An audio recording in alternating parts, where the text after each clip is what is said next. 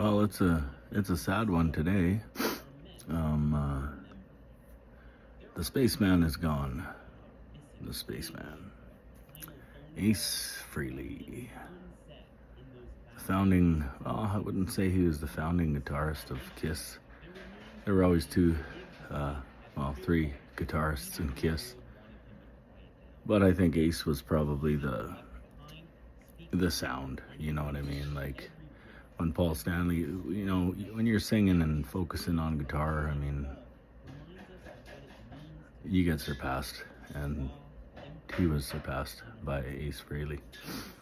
I guess he took a fall, smashed his head, and wound up on life support, and my family had to pull the plug, which kind of hits home because I had to do the same with my mother. She didn't fall, she was just failing, and I had to pull the plug on her, so I know exactly how they would have felt. My heart goes out to the family. He was 74, 1951 to 2026. What a life, what a life. A little bit of substance abuse, a little bit of alcohol abuse. They say he lived pretty tore up inside. You know how he got the name Ace? He could pick up all the chicks. Just pick up all the chicks, so they just called him the Ace.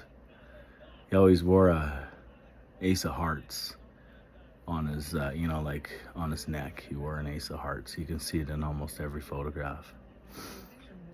Anyway, he did that solo album, and Back in the New York Groove is probably one of my favorite songs that Kiss ever did, until I realized that it was a solo album, because I was pretty young when that came out.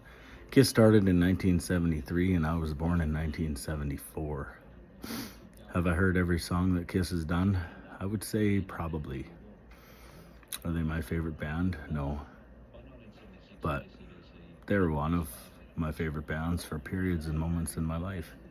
And Ace Frehley, God, you're my brother's favorite, that's for sure.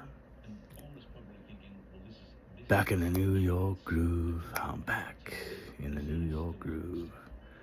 Well, now you're playing with all the rock and roll legends in the sky. Peace, Ace. Peace to you and your family.